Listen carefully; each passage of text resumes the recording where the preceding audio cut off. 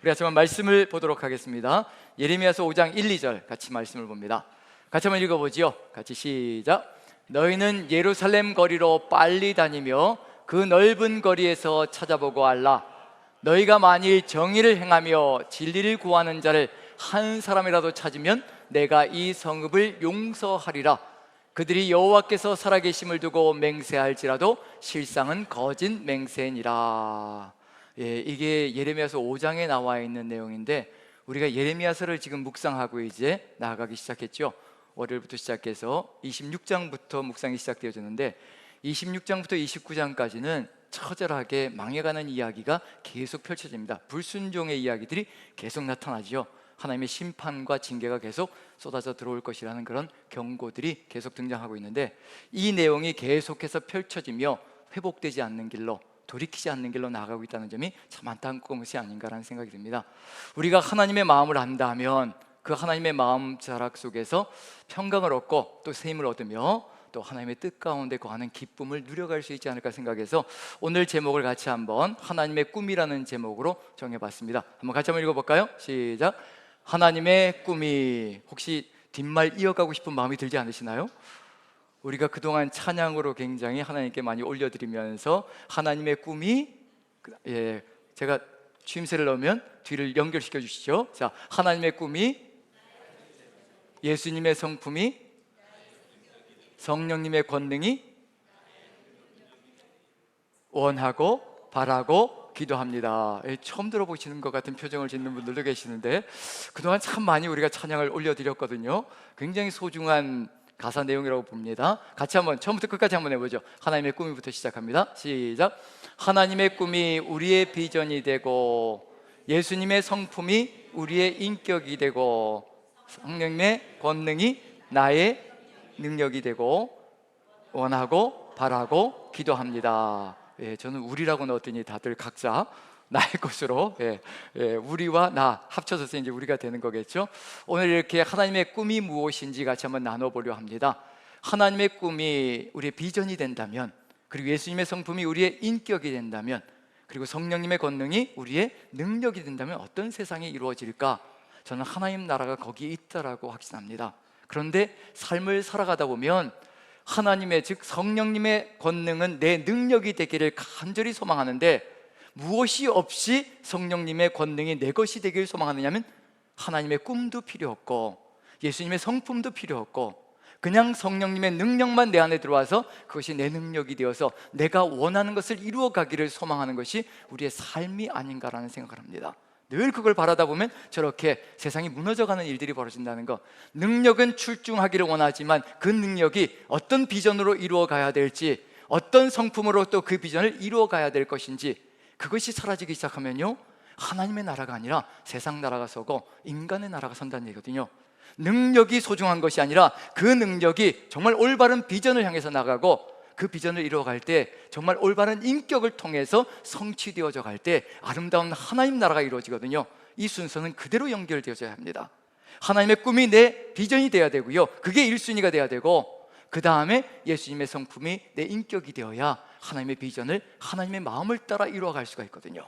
그러할 때 성령님의 권능이 우리의 능력이 되어서 세상 속으로 힘차게 전진해 나갈 수 있는 역사가 일어난다는 것을 우리가 안다면요, 이 세 가지가 우리에게 어우러질 때 어떤 세상이 이루어지길 소망하실까? 오늘 내용을 보면 전혀 하나님의 뜻하심이 이루어지지 않는 것 같은 역사가 펼쳐지고 있습니다. 수많은 사람들이 예루살렘 거리를 오가고 있는 중인데, 지금 바벨론이 밀고 오고 밀고 내려오고 있는 중이기 때문에요, 수많은 피난민들이 피난 보따리를 싸질머지고 예루살렘 성의 안전한 곳에 들어와 있는 중입니다. 인구가 거의 5배에서 10배가 늘어났다고 할 정도로, 그 정도로 많은 인구수가 지금 늘어나는 것이 예루살렘의 상황입니다. 그런데 그곳에서 하나님께서 말씀하십니다. 한 사람만 찾아라. 나한테 제발 한 사람만 찾게 해달라.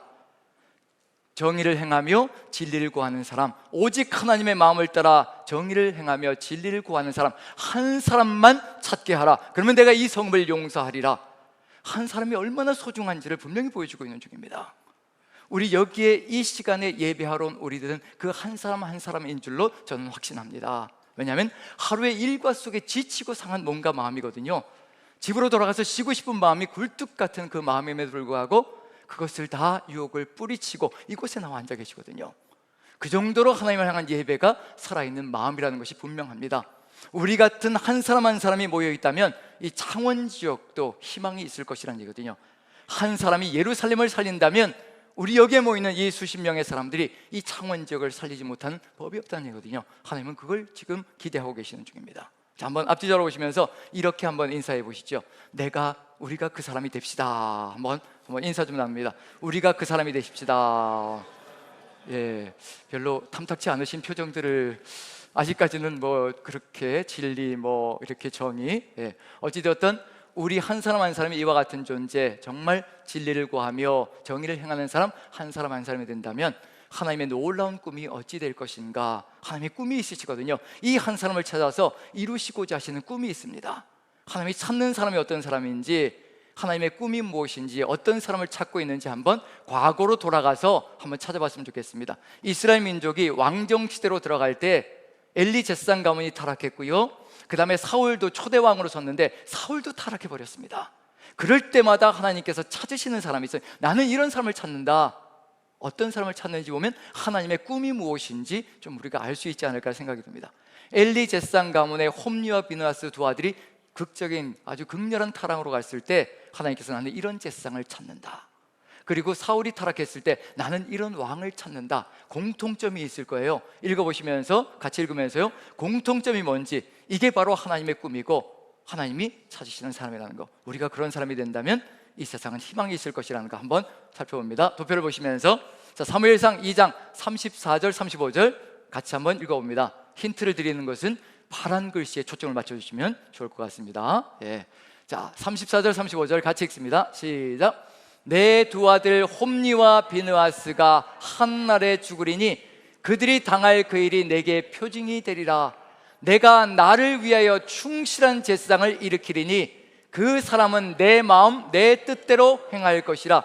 내가 그를 위하여 견고한 집을 세우리니 그가 나의 기름 부음을 받은 자 앞에서 영구히 행하리라. 나의 기름 부음 받은 자는 왕을 얘기하는 거죠. 왕을 세우실 것이라는 거, 그 왕 앞에서 달려갈 것이라는 얘기입니다. 왕을 제사장들이 이끌고 간다는 얘기예요. 하나님을 섬기는 제사장들이 왕들을 이끌어가며 하나님을 섬기는 것이 무엇인지 그런 왕국을 세워가기를 소망하신다는 걸 보여주고 있습니다. 여기서 분명히 들어가 있고요, 그 사람은 내 마음 내 뜻대로 행할 것이라 라고 되어 있습니다. 여기서 내 마음 내 뜻대로 행할 것이라, 히브리어 원어대로 그대로 해석하면요, 내 마음 내 뜻과 같이 행할 것이라, 같이라는 단어가 들어가 있습니다. 내 마음 내 뜻과 같다. 누구의 마음과 누구의 뜻과 같다는 얘기일까요? 하나님의 마음과 하나님의 뜻과 같은 사람을 찾고 있다는 겁니다. 그게 하나님이 간절히 소망하시는 꿈입니다. 지금 여기에 우리가 하나님의 마음과 하나님의 뜻과 같다면요, 우린 그 한 사람이 된 겁니다. 하나님이 찾는 그 제사장이 된 겁니다. 그리고 두 번째, 사울이 실패했을 때요, 사무엘상 13장 13절 14절 같이 한번 읽어봅니다. 시작. 사무엘이 사울에게 이르되 왕이 망령 때에 행하였도다. 왕이 하나님 여호와께서 왕에게 내리신 명령을 지키지 아니하였도다. 그리하였더라면 여호와께서 이스라엘 위에 왕의 나라를 영원히 세우셨을 것이거늘 지금은 왕의 나라가 길지 못할 것이라. 여호와께서 왕에게 명령하신 바를 왕이 지키지 아니하였으므로 여호와께서 그의 마음에 맞는 사람을 구하여 여호와께서 그를 그의 백성의 지도자로 삼으셨느니라 하고, 그의 마음에 맞는 사람을 찾는다. 히브리어 원어로 똑같이 해석하면요, 그의 마음 같은 사람을 찾는다고 하는 겁니다. 다른가요? 같은가요? 똑같습니다. 하나님 마음과 하나님 뜻과 같은 사람, 또 하나님 마음 같은 사람을 찾고 계시는 중입니다. 제사장도 하나님 마음 같아야 되고요, 하나님 뜻과 같아야 되고요, 왕도 하나님 마음 같아야 되고 하나님 뜻과 같아야 된다는 겁니다. 동일합니다. 하나님이 찾고 있는 사람은 동일하다는 얘기거든요. 여기서 구약 성경이니까 나하고 상관없습니다. 난 신약 시대를 살고 있으니까 구약 성경 다 필요 없고 나는 신약 성경만 보며 따라가겠습니다. 그러면 구약 성경은 다 찢어버려야 합니다. 구약 성경까지 우리에게 주신 것은요, 우리에게 삶의 교훈을 삼으라고 주신 거거든요. 남의 이야기가 아니라 우리의 이야기라는 겁니다. 지금 우리에게 예수님께서 십자가의 보혈의 공로로 우리를 회복시켜 놓으시고 우리를 뭐라고 부르셨느냐면요, 우리를 왕같은 제사장들이라고 부르셨습니다. 왕 같은 제사장들을 부르신 거예요. 왕들이면서 제사장 드린 겁니다. 그래서 구약시대 때 왕들이 걸어갔던 길과 제사장들이 걸어갔던 길은 남 얘기가 아니라 이제 그 두 가지가 합쳐져서 우리의 삶이 되어야 한다는 겁니다. 그래서 여기서 제사장들의 이야기를 보여드리고 왕들의 이야기를 보여드리는 겁니다. 하나님께서 찾는 제사장이 어떤 존재인가, 하나님께서 찾으신 왕이 어떤 존재인가, 하나님 마음 같은 사람, 하나님 뜻 같은 사람, 하나님 마음과 뜻과 같아서 행하는 사람을 지금도 찾고 있다는 것을 그대로 알려주시고 계시는 중입니다. 그런데 우리는 어떤 삶을 살아갈 때가 많은가요? 하나님이 제발 내 마음 같기를 소망하며 그렇게 간절히 기도할 때가 참 많습니다. 왜 내 마음을 이렇게 몰라주시는 겁니까? 왜 내 뜻을 이렇게 몰라주시는 겁니까? 왜 이렇게 내 뜻에 안 맞춰주시고 내 마음을 따라가지 않으시는 겁니까? 그래서 울부짖을 때가 참 많거든요. 그게 남의 이야기가 아니라 제 이야기라는 것을 여러분들이 고백드리는 겁니다. 저도 그럴 때가 많습니다. 왜 제 심정을 몰라주시는 겁니까, 하나님? 제가 이런 뜻을 가지고 있는데 왜 이렇게 이 뜻을 이렇게 뭉개버리시는 겁니까? 왜 이렇게 하나님은 무심하십니까? 이렇게 기도할 때가 참 많습니다. 그런데 우리 하나님께서는 꿈이 있으십니다. 나는 이런 사람을 찾고 있다, 이런 제사장을 찾고 있다, 이런 왕을 찾고 있다, 이런 제사장과 왕을 통하여서 이 세상을 이끌어가기를 간절히 소망한다. 내 마음 같은 제사장, 내 뜻과 같은 왕을 간절히 찾고 있다라고 말씀해 주시고 계시거든요. 누구의 뜻과 일치되어질 때, 하나님이 우리의 마음과 같아질 때 세상이 아름다울 것인지, 우리가 하나님 마음과 같아질 때 세상이 아름다울 것인지 한번 생각해 보시죠. 어느 쪽이 정말 아름다운 세상을 만들어갈 수 있을지. 하나님이 내 마음 같으면요, 이 옹졸하고 속 좁은 인생과 같아진다면 이 세상에 쳐내야 될 인생들이 참으로 많습니다. 이 세상에 끝장내 버려야 될 것들이 너무도 많습니다. 그게 우리 인생이거든요. 내 주장과 내 생각은 너무도 미력하고 틀 속에 갇혀 있어서, 틀 속에 갇혀 있는데도 불구하고 이게 이 세상 전부인 것처럼, 이게 하나님의 뜻인 것처럼 포장하는 것이 우리의 삶일 때가 참 많습니다. 그런데 하나님은 절대로 우리의 틀 속에 가둘 수 있는 분이 절대 되지 않습니다. 하나님의 영원하신 것에, 하나님의 전능하신 것에 우리가 맞춰지지 않는다면 이 세상은 희망조차 가져올 수 없다는 것. 그래서 하나님이 찾고 계십니다. 내 마음과 내 뜻과 같은 사람을 세워서 내 꿈을 이루어갈 것이라. 하나님 나라가 바로 거기에 있다는 것을 알려주고 계시는 중입니다. 그러면 이제 우리가 알아야 될 것이 있죠. 하나님 마음속에 어떤 것이 들어가 있는지, 그 하나님과 하나님 마음속에, 그리고 하나님 뜻 속에는 무엇이 있는지 알아야 우리가 그 마음을 따라가며 그 뜻을 따라가며 세상을 걸어갈 터인데, 그걸 알지 못한다면 그 뜻을 따라갈 수가 없겠죠. 그 마음속에 뭐가 있는지 우리가 깨달아야 그 뜻과 함께 동행할 수 있을 것이기 때문입니다. 이제 예레미야서를 보았고요. 예레미야의 시절과 에스겔의 시절이 오버랩이 됩니다. 같은 시기를 살아갔던, 예레미야는 예루살렘에서 예언을 선포했고 에스겔은 바벨론 포로지에서 동시대에 같이 예언을 선포한 겁니다. 그럼 결국은 동시대 사람이지만 장소가 다르다는 것 뿐입니다. 그런데 그 내용 속에 들어가 있는 것은 뭐냐면 예루살렘, 즉 유다는 망한다는 얘기고요. 그리고 또 결국 하나님께서 또다시 징계의 늪을 거쳐간 다음에 회복의 역사를 이루어 가실 것이라는 것. 그 회복의 역사 속에 하나님께서는 어떤 세상을 이루어 가기를 간절히 소망하시는지, 그 전에 왕들과 제사장들과 선지자들과 걸어갔던, 목자들이 걸어갔던 삶을 살아보면 바로 이러한 안타까운 삶을 살아갔다, 한 사람도 찾을 수 없었다. 그게 어떤 삶을 살아가기 때문인가? 에스겔서 34장을 보면요, 이런 내용이 등장하고 있습니다. 하나님께서 하나님의 마음을 갖기를 간절히 소망하는데 그렇지 못했다는 것을 보여주고 있거든요. 에스겔서 34장 2절을 한번 읽어보죠. 같이 읽습니다. 시작. 인자야, 너는 이스라엘 목자들에게 예언하라. 그들 곧 목자들에게 예언하여 이르기를, 주 여호와께서 이같이 말씀하시되, 자기만 먹는 이스라엘 목자들은 화 있을진저 목자들이 양떼를 먹이는 것이 마땅하지 아니하냐. 지도자로 서 있고 정말 백성들이 그 한 사람 세운, 하나님의 세운 한 사람이라고 한다면 바로 하나님의 뜻을 받들어서 자기만 먹는 것이 아니라 백성들을, 그리고 주변에 있는 사람들을 같이 이끌어 나가며 세워가야 되는 소명자들로 서나가야 될 터인데, 그러하지 못하고 자기만 살피며 걸어가고 있다는 것을 보여주고 있는 중입니다. 이기적이고 자기중심적인 삶을 살아가고 있다는 것을 알려주고 있는 중이죠. 지금 우리의 시대는 어떨까요? 지금 우리의 시대, 이 시대가 경쟁이 치열합니다. 경쟁이 치열하다 보니까 항상 나오는 말이 있죠. 각자 도생이라는 말이 나옵니다. 각자 알아서 살아야 된다. 그래야 이 세상을 살아갈 수 있다. 정말 하나님의 교회가 이 말들을 그대로 사용할 수 있도록 만들어 가야 될 것인가, 사용하도록 만들어 가야 될 것인가, 각자 도생이란 말은 교회에서는 절대 있어서는 안 되는 말이고요, 하나로 연합되어져서 살아가야 되는 것이 바로 하나님의 백성이 걸어가야 될 삶이라는 것.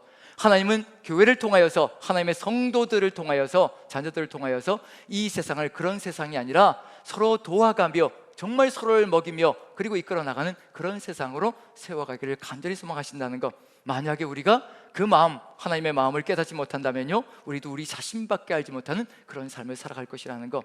우리에게 주어진 모든 것들, 호흡 하나까지도요, 물질이든 건강이든 시간이든 그 모든 것들이 다 하나님께서 우리에게 주신 도구들이라는 것. 무엇을 하기 위한 도구일까요? 사람들을 돕고 같이 나누며 같이 섬기며 사용하라고 주신, 하나님께서 맡겨주신 도구들이라는 것을 안다면 우리는 어찌 살아가야 될 것인가? 저런 삶이 아니라 다른 삶을 살아가야 된다는 것. 그런데 자기만 먹이며 어떤 길을 걸어가는가? 4절은 읽으시면서 한번 좀 어떤 내용이 있는지 생각해 보시면서 한번 암기도 하셨으면 좋을 것 같습니다. 4절 같이 한번 읽어보죠. 시작. 너희가 그 연약한 자를 강하게 아니하며 병든 자를 고치지 아니하며 상한 자를 싸매주지 아니하며 쫓기는 자를 돌아오게 하지 아니하며 잃어버린 자를 찾지 아니하고 다만 포악으로 그것들을 다스렸도다. 자, 어떤 내용이 있는지 짐작이 가시죠? 연약한 자를 강하게 하지 아니하고 병든 자를 고치지 아니하고 상한 자를 싸매주지 아니하고 쫓기는 자를 돌아오게 하지 아니하고 잃어버린 자를 찾지 아니하고 다만 포악과 그것으로 다스렸다. 이것은 무관심 자체입니다. 아무것도 관심이 없다는 얘기거든요. 나 혼자 내가 원하는 대로, 내가 뜻하는 대로 살아가겠다, 그 관심으로 가득 들어차 있는 것이 그 당시 망하기 전에 삶의 정황이었다는 것을 보여주고 있는 중입니다. 지도자만 이렇게 살아갔을까? 목자들만 이렇게 살아갔을까? 그럼 한번 생각해 보시죠. 목자들만 이렇게 살아갔다면 백성은 더 많을 거 아니에요. 지도자 숫자보다 백성 숫자는 더 많았을 겁니다. 그렇다면 한 사람만 찾으라고 얘기했을 때 분명히 지도자들만 이렇게 살아갔다면, 백성들은 다르게 살아갔다면 절대로 망하지 않았을 겁니다. 그런데 지도자가 이렇게 살아갔다는 얘기는 무슨 얘기냐면 백성들도 똑같이 살아갔다는 것을 의미하는 겁니다. 우리가 열왕기 상하를 또 나중에 묵상하게 될 터인데, 열왕기 상하, 왜 열왕기 상하일까요? 왕들의 이야기잖아요. 왕들의 이야기인데 왜 백성들이 망해야 되는지. 왕들은 대표자들이거든요. 왕들이 어떤 짓을 하며 어떤 길을 걸어갔느냐가 백성들이 어떤 삶을 살아갔느냐로 그대로 연결되어진다는 거. 그래서 대표성을 가지고 있는 것이 열왕기 상하의 왕들의 이야기입니다. 목자들의 이야기는 곧 백성들의 이야기로 연결되어진다는 거, 그걸 보여주고 있는 중이거든요. 5절 같이 읽습니다. 시작. 목자가 없으므로 그것들이 흩어지고 흩어져서 모든 들짐승의 밥이 되었도다. 이 세상 속에서 수많은 사람들이 하나님의 뜻을 분별하지 못하고 죽어가는 생명들이 너무도 많습니다. 우는 사자같이 삼킬 자를 찾아다니는 사단의 역사 속에서 지금도 구원의 길로 가야 될 수많은 사람들이 그 사단의 밥이 되어서 죽음으로 나아가고 있는 그 역사가 지금도 세상 속에서 벌어지고 있습니다. 우리가 무관심으로, 우리가 먹이지 않고, 우리가 전하지 않고 증거하지 않는다면요, 지금도 수많은 사람들은 죽음의 길로 흩어져서 그렇게 나아가는 역사가 지금도 펼쳐지고 있다는 것을 보여주고 있는 중입니다. 과거의 이야기 아니라 지금 우리의 이야기이기도 합니다. 우리가 지금 어떤 사명을 가지고 있는 것인지. 그렇다면 이런 세상 속에서, 이렇게 망해버린 세상 속에서 하나님의 간절한 마음은 무엇일까? 하나님의 그 마음 속에 있는 것은 무엇일까? 하나님의 뜻은 무엇일까? 그걸 안다면요, 우리가 하나님 마음과 하나님의 뜻과 같아야 된다는 것이 어떤 의미인지도 알 수 있지 않을까 싶습니다. 이런 세상 속에서 하나님의 마음 속에 들어있는 것, 그것을 볼 때 우리의 마음 속에도 그와 같은 것이 있어야 될 것이라는 것, 한번 같이 한번 읽어보죠. 그 다음 부분입니다. 34장. 자, 11절 같이 한번 읽어봅니다. 11절 시작. 주 여호와께서 이같이 말씀하셨느니라. 나 곧 내가 내 양을 찾고 찾되. 뭐라고 말씀하시나요? 나 곧 내가 강조가 들어가는 거예요. 내가 할 것이라. 내가 찾아갈 것이라. 근데 어떻게 하신다고요? 찾고 또 찾을 것이라. 찾고 또 찾을 것이라고 얘기하십니다. 목자들은, 인생들은 무관심하게 서로를 바라보며 살아가지만 하나님께서는 내가 찾고 또 찾을 것이라. 그리고 12절 같이 한번 읽어보죠. 시작. 목자가 양 가운데에 있는 날에 양이 흩어졌으면 그 때를 찾는 것 같이 내가 내 양을 찾아서 흐리고 캄캄한 날에 그 흩어진 모든 곳에서 그것들을 건져낼지라. 이 세상에 실종자가 발생되어졌을 때, 홍수라든가 이런 것으로 실종자가 발생되었을 때요, 어떻게 흐린 날이면 어떻게 할까요? 흐린 날이면, 비가 오는 날, 폭우가 쏟아지는 날, 수색 작업이 계속 진행되나요? 아니면 멈춰지나요? 폭우가 쏟아지는 날은 수색 작업이 멈춰집니다. 그게 인생의 일들이거든요. 인생도 허약하기 때문에. 그런데 하나님께서는 그 흐린 날에도 절대 수색 작업을 멈추지 않을 것이라는 거. 그리고 캄캄한 날, 우리가 칠흑 같은 어둠이 오면 수색 작업이 어떻게 되나요? 위험하기 때문에 수색 작업이 다 멈춰지죠. 근데 우리 하나님께서는 흐리든지 캄캄하든지 상관이 없다는 겁니다. 찾고 또 찾기 위해서 밤낮 없이 헤매이시며 잃은 양들을 찾아서 하나님께서는 지금도 헤매고 계시다는 것을 그대로 보여주고 있는 중입니다.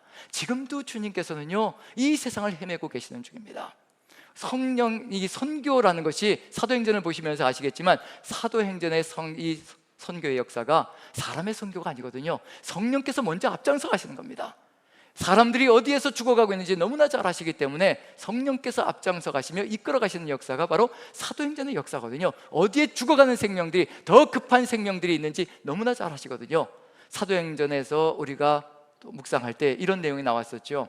바울에게 아시아에서 복음을 전하지 못하게 성령께서, 예수의 영이 막으신다라는 얘기가 있었죠. 아시아에서 전하는 것을 막는 겁니다. 바울은 아시아 쪽으로 계속 올라가고 싶은데 예수의 영께서 막으시는 겁니다. 그리고 마게도냐 사람 하나가 환상 속에서 보이는 겁니다. 와서 우리를 도우라는 겁니다. 무슨 얘기일까요? 더 급한 곳이 어딘지 보여주시는 겁니다. 더 급박하게 생명을 살려야 될 곳, 지금 당장에 죽어가는 생명이 어디에 있는지 그걸 보여주시며 그쪽으로 먼저 보내시는 겁니다. 갑자기 어느 순간 우리의 삶 속에서 삶을 살아가다가 갑자기 생각지도 않게 입술에 기도를 담아주실 때가 있습니다. 전혀 예상치 못한, 나는 그 사람들과 전혀 상관도 없는데 급박하다는 얘기입니다. 우리의 기도를 통해서 역사하시기 때문에, 우리의 기도를 통해서 하나님께서 사역하시기 때문에 우리에게 기도를 담으셔서 전혀 알지 못하는 사람을 위해서도 기도하게 하시고 전혀 알지 못하는 나라를 위해서도 기도하게 하시는 역사, 급하기 때문에 그렇습니다. 성령께서 역사하시는 겁니다. 흐린 날에도 캄캄한 날에도 찾으시는 하나님의 역사가 바로 저 안에 가득히 들어가 있거든요. 그리고 15절 보시면 또 강조점이 들어가 있습니다. 같이 시작. 내가 친히 내 양의 목자가 되어 그것들을 누워있게 할지라 주 여호와의 말씀이니라. 내가 친히, 나 곧 내가 친히. 사람들은 무관심하게 살아가지만 하나님께서는 내가 직접 나서서 할 것이라고 이렇게 강조점을 말씀해 주시고 계십니다. 어떻게 하실 것인가? 16절 읽어보시면 어디에서 보았던 것인지 한번 기억하시면서 살펴보시면 좋을 것 같습니다. 16절 같이 읽습니다. 시작.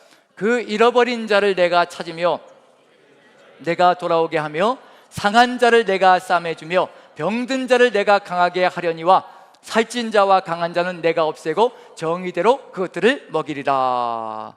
자, 어디에서 보았던 건가요? 목자들이 하지 않았던 것, 아직 기억이 안 나시나요? 네, 한번 비교를 위해서 하나님이 어떻게 하시는지 도표를 좀 보여주시죠. 그쪽을 먼저 볼까요? 한번 다시 한번 읽어보고 3, 4장 4절 한번 보여주시죠. 오전에 했던 것과 똑같은 방향으로 가느라고 그렇습니다. 4절 한번 다시 한번 읽어보죠. 목자들이 어떻게 했는지 같이 시작. 너희가 그 연약한 자를 강하게 하며 병든 자를 고치지 아니하며 상한 자를 싸매주지 아니하며 쫓기는 자를 돌아오게 하지 아니하며 잃어버린 자를 찾지 아니하고 다만 포악으로 그것들을 다스렸도다. 이게 인간이, 목자들이 했던 일이라면 하나님께서는 그 반대로 하시는 거죠. 한번 도표를 봅니다. 도표를 보시면 악한 목자들 3, 4장 4절, 그리고 선한 목자이신 하나님 3, 4장 16절, 어떤 연관관계가 있나요? A, B, C, D, E로 나가고 있죠. 근데 어디부터 시작하고 있나요? E부터 거꾸로 가고 있는 중입니다.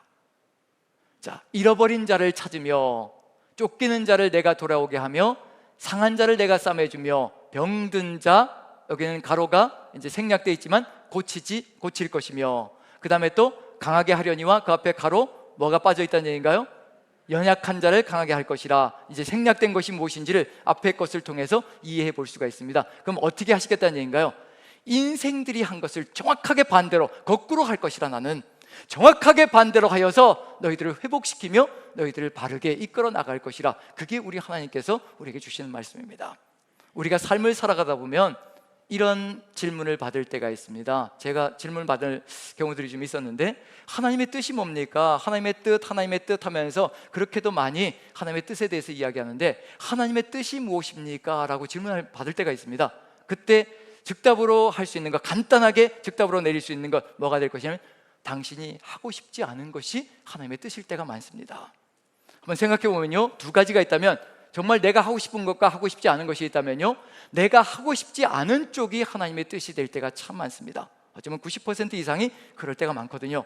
왜냐하면 내 감정이, 내 육신이, 내 마음이 그쪽으로 가지 않으려고 할 때가 참 많기 때문에요. 그런 점에서 하나님의 뜻은 인간의 뜻과 저렇게 엇갈리며 나아간다는 것, 정반대로 나아갈 때가 많다는 것, 그런 점에서 지금 하나님께서 하시고자 하시는 것이 무엇인가, 이와 같이 내가 회복의 역사로 내가 목자가 되어서 이와 같이 이끌어갈 것이라 그 역사를 보여주고 있습니다. 그리고 나서 이렇게 말씀하신다며요. 마지막으로 보시면 뒷부분을 보여주시면요, 하나님의 목자 되심. 자, 22절 같이 한번 읽어보죠. 같이 시작. 그러므로 내가 내 양떼를 구원하여 그들로 다시는 노략거리가 되지 아니하게 하고 양과 양 사이에 심판하리라. 자, 여기까지만 읽어보면 누가 하시겠다는 얘기인가요? 나하고 내가 친히 누가 하시겠다는 얘기인가요? 하나님께서 하시겠다는 얘기인가요? 사람에게 맡기겠다는 얘기인가요? 하나님께서 직접 하시겠다는 이야기가 가득 들어차 있었습니다. 그러면 그 다음 절에 나와 있는 것과 이게 같이 갈 수 있을 것인가, 모순이 아닌가, 같이 한번 읽어보죠. 23절을 같이 읽어봅니다. 같이 시작. 내가 한 목자를 그들을 위해 세워 먹이게 하리니 그는 내 종 다윗이라. 그가 그들을 먹이고 그들의 목자가 될지라. 분명히 하나님께서 말씀하시길 내가 직접 나서서 나아갈 것이라. 우리 여러분들 생각엔 어떠신가요? 하나님이 직접 나서서 하시는 것이 더 나을까요? 사람을 통해서 하시는 것이 더 나을까요? 어떤 쪽이 더 나을까요? 아무리 생각해도 하나님이 직접 나서서 하시는 것이 더 확실하고 분명하고 정확하게 이루어져 갈 것인데, 하나님께서 이렇게 자신이 하시겠다고 하신 다음에 또 누구를 세우시냐면 사람을 세우시겠다고 하십니다. 이미 사람에게 수많은 실망과 좌절을 겪으셨는데도 불구하고 하나님께서 또다시 한 목자를 세워서, 다윗 같은 왕을 세워서 또다시 너희들을 이끌어가게 만들 것이라. 이 역사가 무엇일까요? 누가 누구의 뜻을 알아야 될 것인가 한번 생각해 보시죠.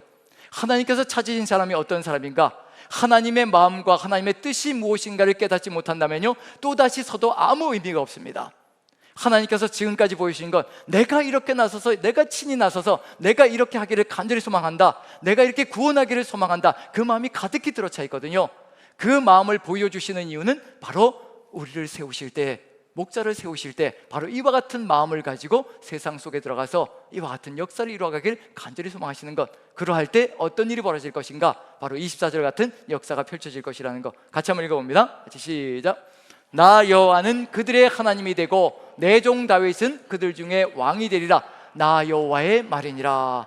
이 사람을 통하여서 하나님께서 역사하시어 하나님께서 왕이 되신다는 것을 세상 속에 증거하시기를 간절히 소망하신다는 것, 우리가 하나님 마음과 하나님의 뜻과 같은 그런 삶을 통하여서 하나님께서는 우리를 통하여서 하나님의 살아계심과 하나님이 여호와 되심을, 그리고 여호와가 하나님 되심을 알려주시기를 간절히 소망하신다는 것, 그걸 우리에게 깨닫게 만들어 가시고 계시는 중입니다. 우리가 하나님의 마음과 뜻을 깨닫지 못한다면요, 알지 못한다면 우리가 어떤 일을 벌일 것인가, 우리가 높아지는 역사가 만들어지고 말 겁니다. 여호와께서 하나님이 되신다는 것이 아니라, 그리고 또 우리의 왕권만 드러나는 안타까운 역사가 펼쳐질 것이라는 것, 하나님께서 찾으시는 한 사람이 어떤 사람인가는 분명하게 드러납니다.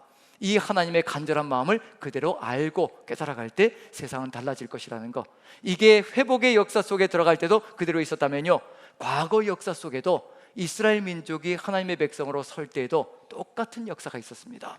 그때 하나님께서 이스라엘 애굽 땅에서 구원하실 때 누구를 통해서 구원하셨던가요? 누구를 통해서?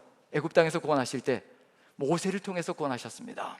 모세를 부르시고 모세를 통하여서 하나님께서 역사하시며 하나님의 뜻을 이루어가는 역사를 이루어가셨다는 것. 자, 모세를 몇 살에 부르셨던가요? 모세를 80세 모세를 부르셨습니다. 40세 모세가 나을까요? 80세 모세가 나을까요? 여러분들 생각은 어떠십니까? 40세 모세가 더 일을 잘할 수 있을까요? 80세 모세가 더 일을 잘할 수 있을까요? 어느 나이가 더 나을까요? 40세 모세가 낫겠죠. 지금 우리 부목사님들 나이가 40대 딱 이제 요때 들어왔습니다. 저하고 비교하면 누가 더 나을까요? 또 이거 얘기하기가 상당히 곤란하죠. 40대, 제가 부목사님들이 이렇게 설교할 때 보면 이게 머리가 쌩쌩 돌아간다는 게 느껴집니다. 저도 예전엔 그랬나 싶은 마음이 드는데, 이게 설교를 하면서도 새로운 아이디어들이 그 자리에서 돌출되어 나온다는 걸 느낄 때가 많거든요. 40대는 그렇습니다. 정말 배운 것, 그리고 또 본인의 속에서 성령의 역사가 물결치면서 기억력도 참신하고요. 근데 저는 이제 60이 되니까 기억력도 가물가물하고 이제는 정말 원고 외운 거라도 잘 기억나서 전했으면 좋겠다는 생각이 드는데, 어쨌든 그럼에도 불구하고 40세 모세가 아니라 80세 모세를 하나님께서 쓰셨다는 거. 40세 모세는 힘과 능력과 그리고 지식은 출중할지 모르겠지만 그 삶에 있어서 자신의 고집과 아집이 상당히 크거든요. 그것이 자기 주장으로 넘어가면서 하나님의 뜻보다는 자신의 생각과 하나님의 마음보다는 자신의 마음이 설 때가 참 많습니다. 그렇지만 80세 모세는 어떨까요? 이제 뭐가 다 내려졌을까요? 자신이 아무것도 아니라는 것을 고백하며 나아가는 그것이 준비되어졌다는 거, 그것이 바로 모세의 80세 모습이라는 거. 그래서 하나님께서 80세 모세가 되기까지 기다리셨다는 거, 이게 어떤 의미일까요? 80년의 세월을 지내시면서 모세라는 인물을 키우고 계시는 중입니다. 어떤 역사를 지나고 계시는 중일까?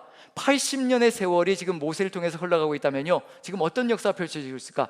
모세가 탄생되어졌을 때 나일강에 버리라고 했거든요. 바로가 명령을 내린 겁니다. 나일강에 사내 아이가 태어나면 나일강에 버리라. 지금 바로는 계속해서 그 일을 벌이고 있는 중입니다. 그리고 바로는 자신이 이기고 있다라고, 세상이 이기고 있다라고 큰 소리치고 있을 겁니다. 하나님이 맥도 못 추고 있다고 얘기할 거거든요.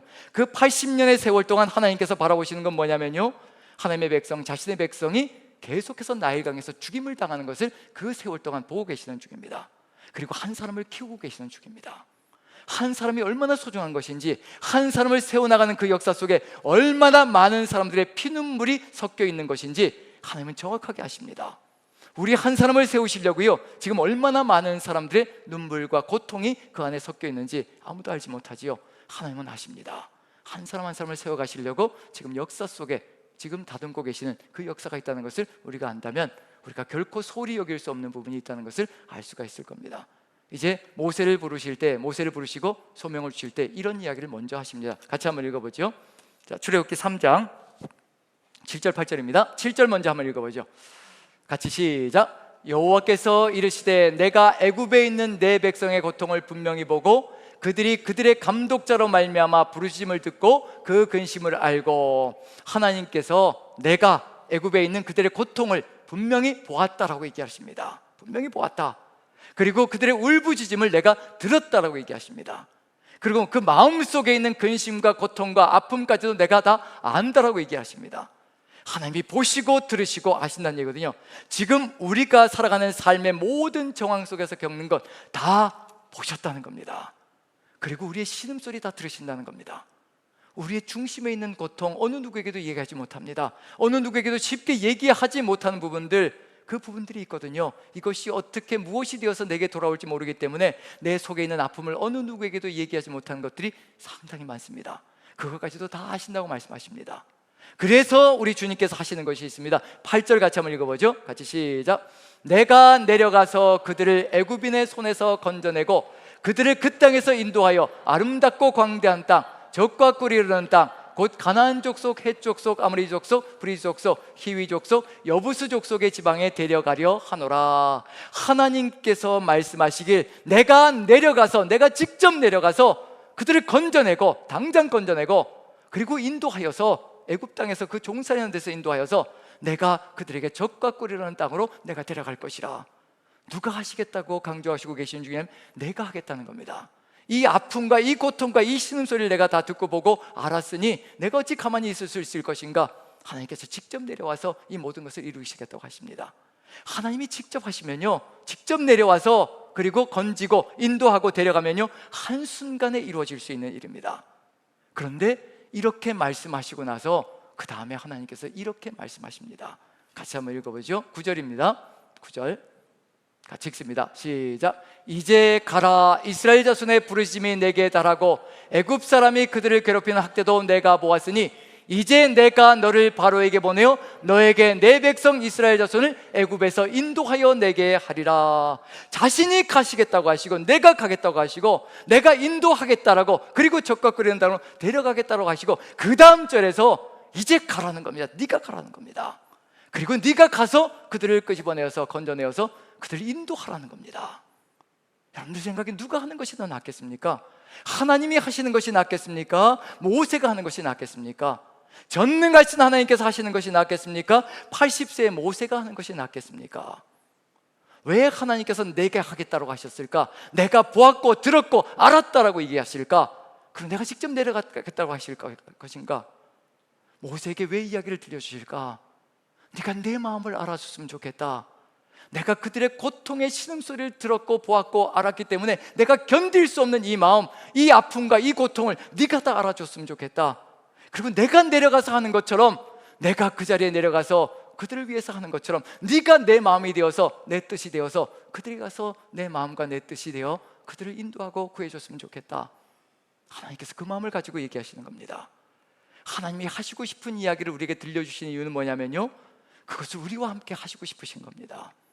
우리에게 그걸 들려줘서 하나님의 마음이 어디로 향하고 계시는지, 하나님의 뜻이 어디로 향하고 계시는지, 하나님의 마음과 뜻은요 늘 고통스럽고 힘겹고 어려운 쪽으로 흘러가고 있습니다.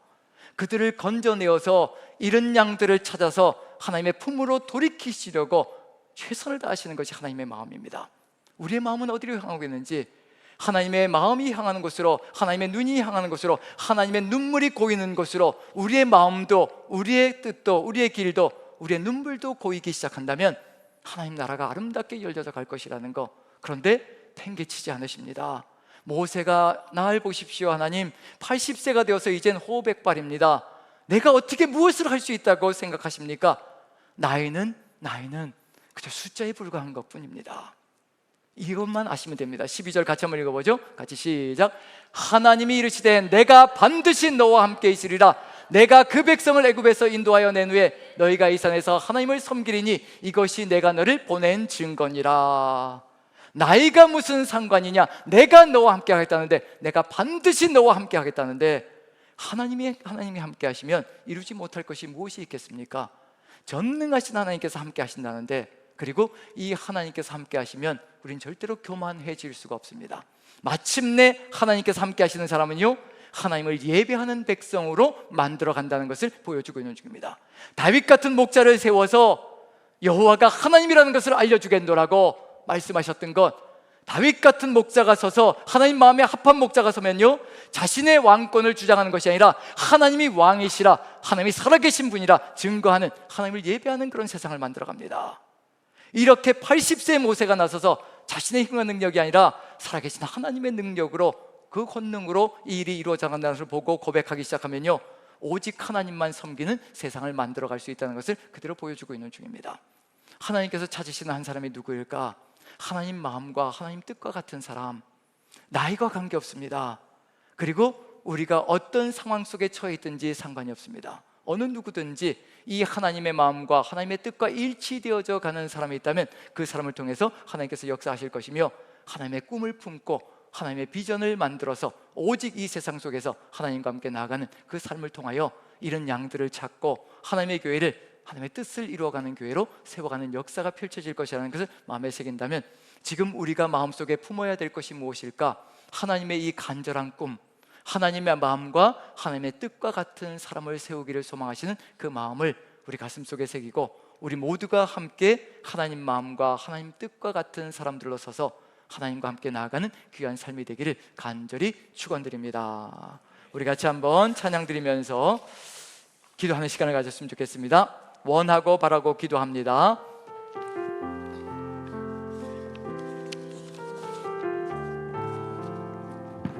가사를 생각하시며 오직 하나님이 함께 하시는 그 능력으로 나가는 우리가 되기를 축복합니다. 이 세상을 살아가는 동안에, 세상을 살아가는 동안에 나의 힘을 의지할 수 없으니, 내 힘을 의지할 수 없으니, 기도하고 낙심하지 말 것은, 기도하고 낙심하지 말 것은 오직 주께서 우리의 능력과 권능이 되십니다. 되심이라. 하나님의 꿈이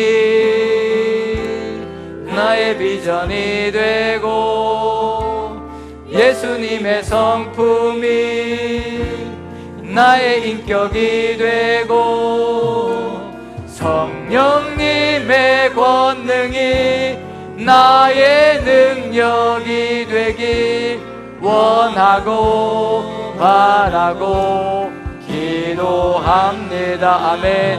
주의 길을 걸어가는 동안에 가는 동안에 절대로 세상의 것 의지할 것 없으니 세상의 것 의지할 수 없으니 감사하고 낙심하지 말 것은 주께서 참 기쁨이 되심이라. 아멘. 하나님의 꿈이 나의 비전이 되고 예수님의 성품이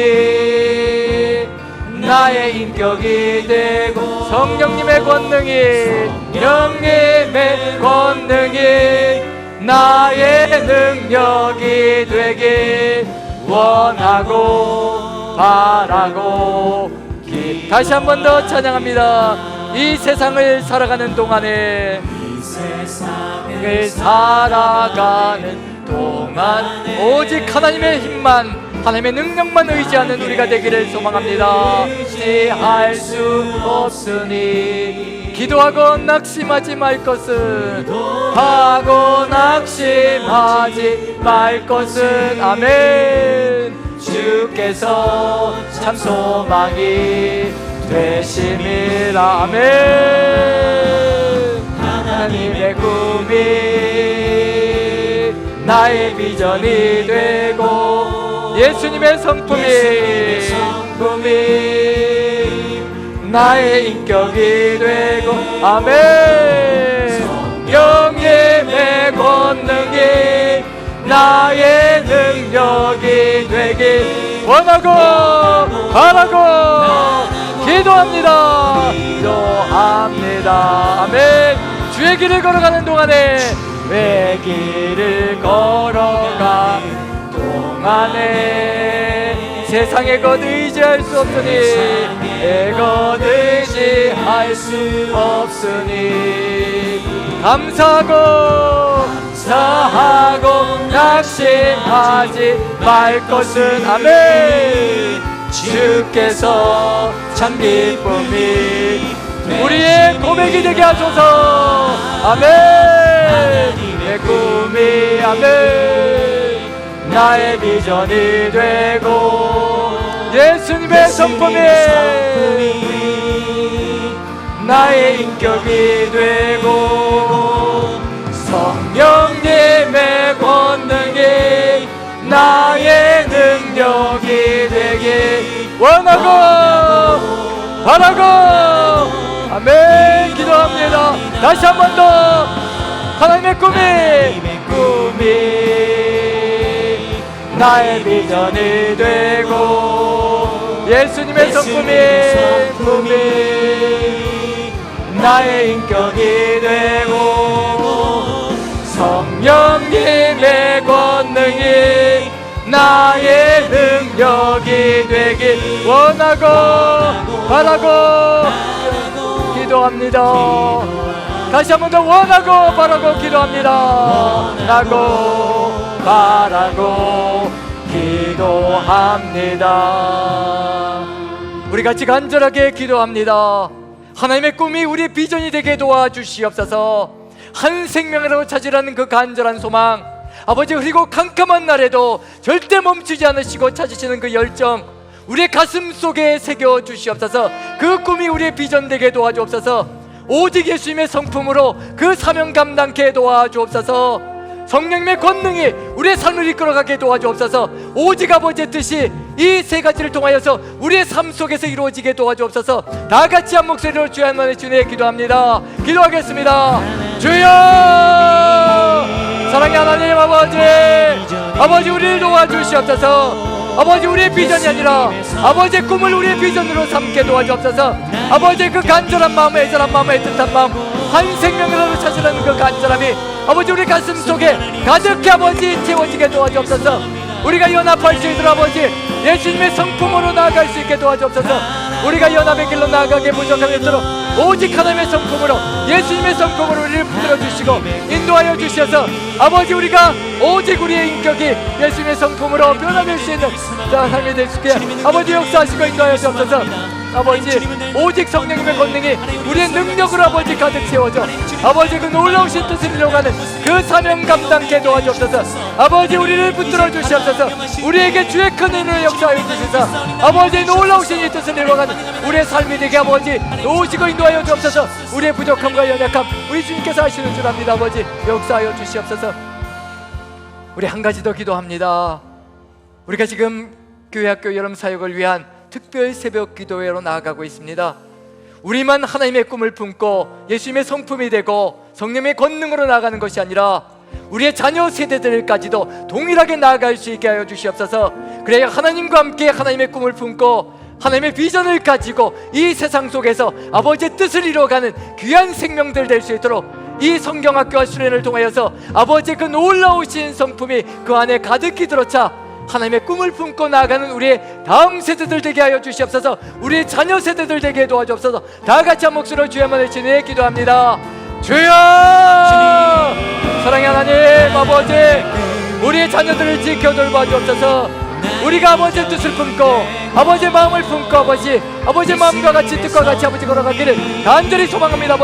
아버지 도우시고 인도하여 주셔서 아버지 그 마음자락 속에 우리 가슴 가득히 채우게 도와주시고 우리의 자녀들까지 아버지 품으시고 인도하여 주시어 아버지의 뜻을 이루어가는 아버지 귀한 존재들로 다음 세대를 이어가게 도와주옵소서. 미래를 이어가게 도와주옵소서. 다음 세대가 아버지 나라의 미래를 세워가는 귀한 적군들이 되게 도와주옵소서.